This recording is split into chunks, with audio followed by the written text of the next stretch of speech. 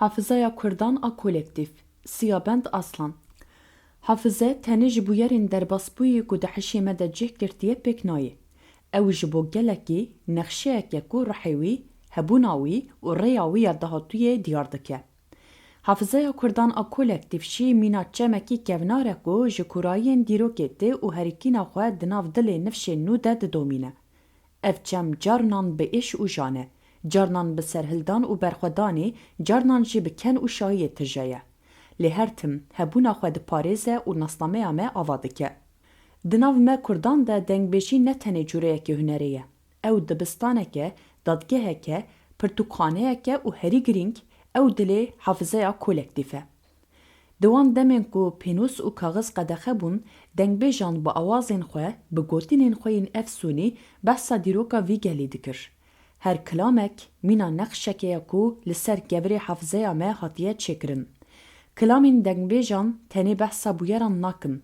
Ew hestên gel, hêvî, tirs û evînên wan jî dikînin me. Gava dengbêjek kilamekê dibêje, ew tenê stranekê pêşkeş nake. Ew rihê gelekî ji kurahiyên rabirdûyê derdixe û di nav guhên nifşên nû de diçîne. Ji ber vê yekê dengbêjî hem parastina hafızayê ye, hem jî afirandin û nûkirina hafızayê ye. Ew mîna neqşekê ye ku her nifşek li ser wê neqşê tiştekî nû lê zêde dike. Lê bingeha wî her tim wekî xwe dimîne. Ziman ji bo her civakê hem amûreke rakihandinê ye, hem jî koda nasnameyê û kilîda hafızeya kolektif e. Zimanê Kurdî bi hemû zaraveyên xwe, bi hemû devokên xwe, mîna kelehekê ye ku hafızeya me di nav xwe de parastiye. Her peyveke Kurdî mîna dengekî kevnar e ku ji kurahiyên dîrokê tê û çîrokê ve dibêje.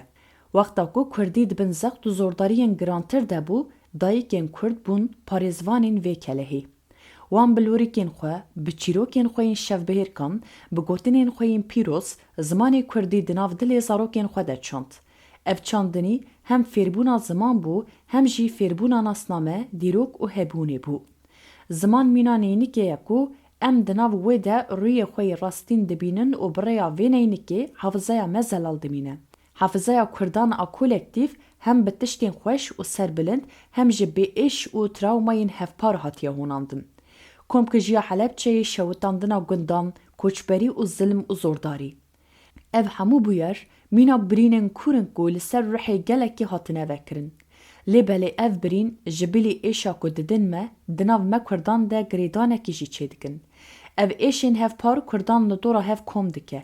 Kesekî ku li Amedê dijî û kesekî ku li Mehebatê dijî, gava qala Helepçeyê têkirin, heman êşê hîs dike. Ev girêdana dêrûnî dibe bingeha berxwedanê.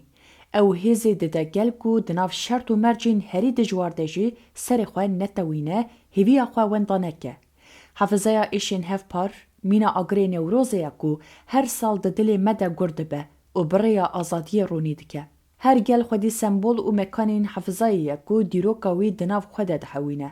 Ji bo Kurdan Newroz ne tenê cejnek e. Ew sembola herî mezin a hafızeya kolektif e. Çîroka kawa û dehaq mîna efsaneyekê ye ku her sal di 21 Adarê de ji nû ve zindî dibe û rihê berxwedanê di nav me de gur dike. Mekan jî mîna şehîdên bêdeng in ku dîroka me ve dibêjin. Kelha Hewlêrê, Sûrên Amedê, meydana Çarçira li Mehebatê û Çiyayên Kurdistanê. Ev hemû mekan ji bilî ku cihên erdnîgariyekê ne, parçeyên hafızayê me ne jî. Gava em li van mekanan digerin, em tenê li vir kevir û axê nanhêrin.